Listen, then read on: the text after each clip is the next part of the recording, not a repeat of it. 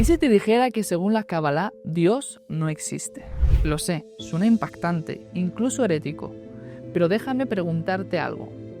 ¿Alguna vez te has detenido a pensar qué es realmente Dios?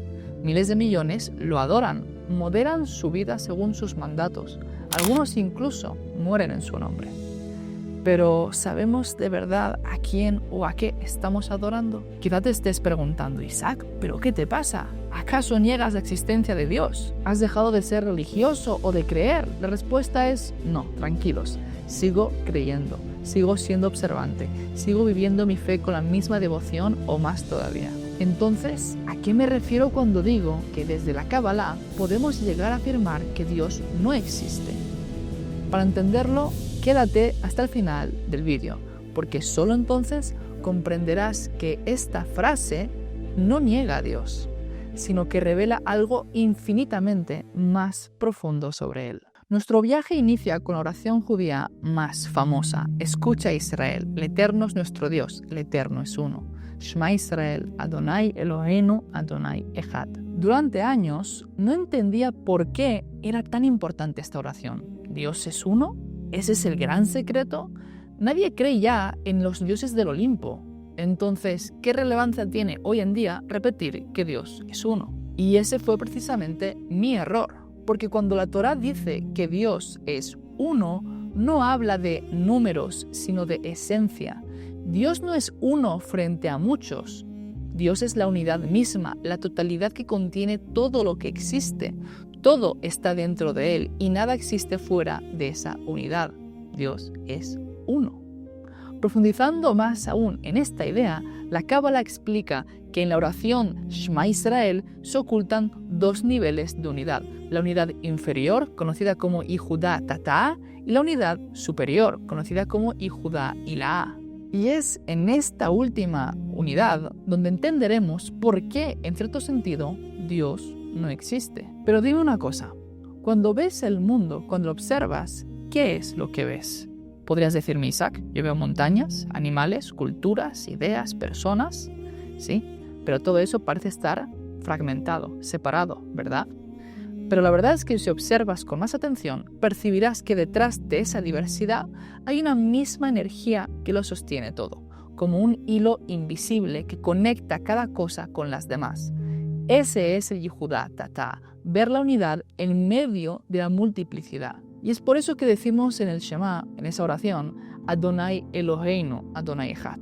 El nombre divino Adonai representa la esencia divina infinita que trasciende toda forma. El nombre Elohim, en cambio, representa las múltiples fuerzas de Dios que actúan dentro de la creación. Al unirlos, afirmamos que el mismo uno que trasciende todo se manifiesta en todo. En otras palabras, el mundo sigue siendo múltiple, diverso, pero ahora sentimos que toda esta diversidad nace de una sola fuente. Y por cierto, si este tema resuena contigo y quieres profundizar en las enseñanzas completas sobre la unidad inferior y la unidad superior, en la Academia Tikkun Olam tenemos una clase entera dedicada a esta profunda temática de la Kabbalah, junto con muchos otros cursos de Kabbalah, conciencia y Torah. Además que estamos estudiando justo en esta época el curso o el grupo de estudio de Torah revelada, donde exploramos el Génesis, Bereshit desde el hebreo original y las fuentes de los sabios. Tienes el enlace con toda la información en la descripción de este vídeo. Ahora continuemos. Y llegados a este punto, déjame presentarte brevemente a la figura central del vídeo de hoy, Rav Abraham Yitzhak Cohen Kook, uno de los grandes místicos del siglo XX, un cabalista, un poeta y un visionario. Y es que a diferencia de quienes buscan la pureza, lo sagrado, separando y excluyendo, él enseñaba que la verdadera santidad no rechaza, sino que integra y unifica, aplicando la mirada del Yehudá Tata'a, la unidad inferior que acabamos de explicar anteriormente. Siguiendo esa misma idea de la unidad inferior, explica que las religiones del mundo, el judaísmo, el cristianismo, islam, budismo y muchas más, son expresiones diversas de una misma búsqueda del infinito.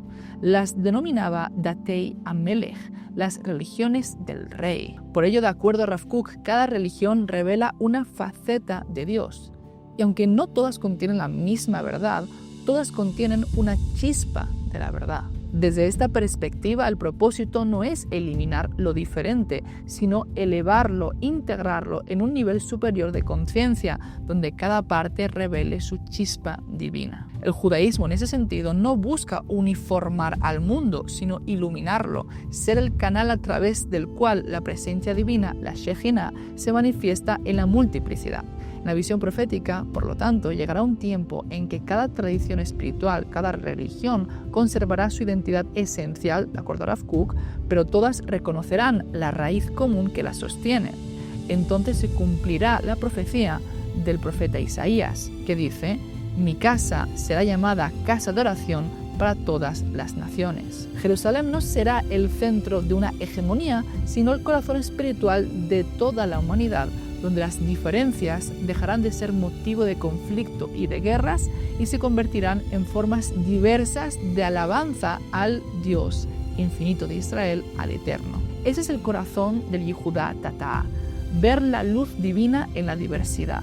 No hay que borrar las diferencias, sino reconocerlas como expresiones del uno, de la unidad.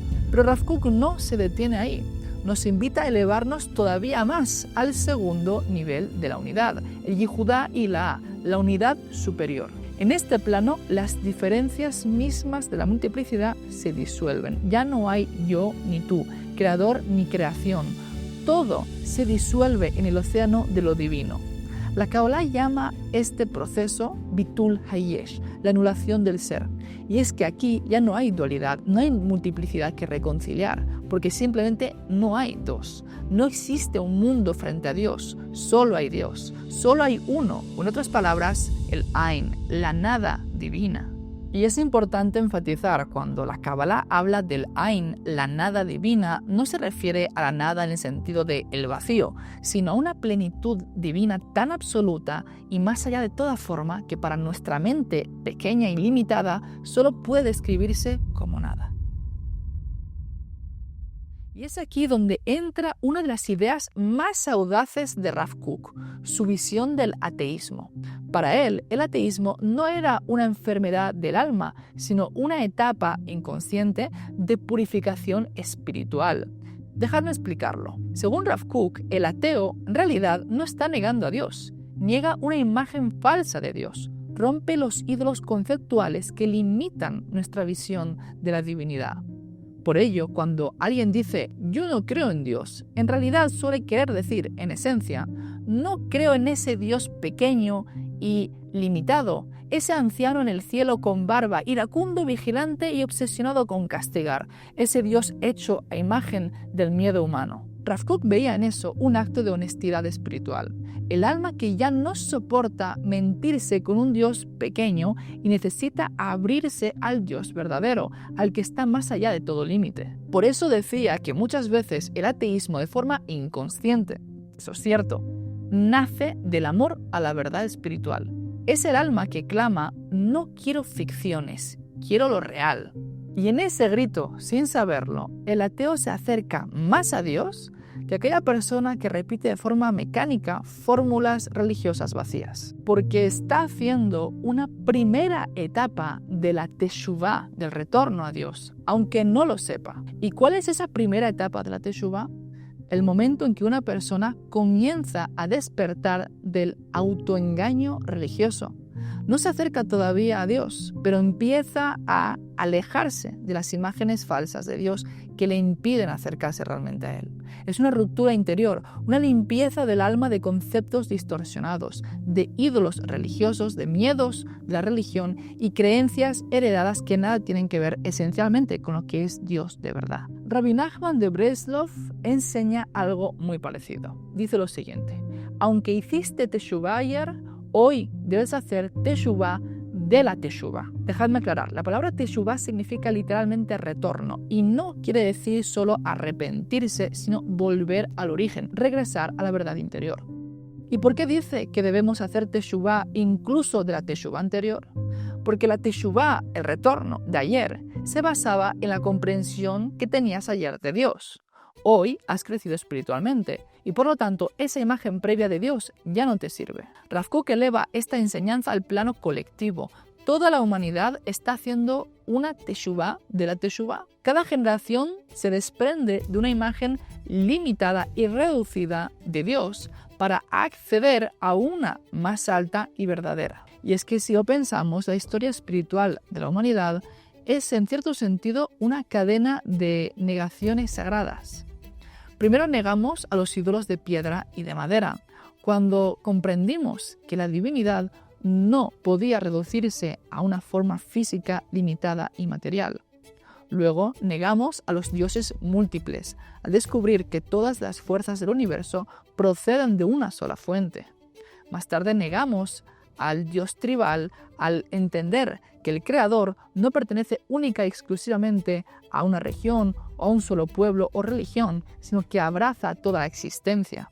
Después negamos al Dios castigador y vengativo, al intuir que lo divino, en esencia, no es miedo ni castigo, sino amor y compasión, como dice la Kabbalah, Gesed.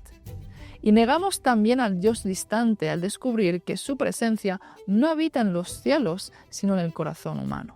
Pero queda una negación más profunda, la última, negar incluso al Dios que existe, para reconocer que la existencia entera está contenida en Él y no Él en la existencia. Y es que la idea misma de que Dios existe es la clipa final, la cáscara, la capa más sutil que aún cubre nuestra comprensión de lo divino y nos aleja de Él. ¿Y por qué es problemático afirmar esto? Porque al decir que Dios existe, lo situamos dentro del mundo de las cosas que existen, como si fuera un ente existente más dentro de la realidad. Pero es que lo divino no está dentro de la realidad. Es la realidad la que está dentro de Él. Dios no forma parte del mundo, del universo. El universo entero es una expresión de su ser. Como dicen los sabios de Israel, el mundo no es el lugar de Dios. Dios es el lugar del mundo, el Makom. Por eso para la Kabbalah decir Dios existe es una forma refinada de idolatría, porque existir es una categoría del yesh, del ser limitado, y Dios no es un ser, sino que es la fuente misma del ser.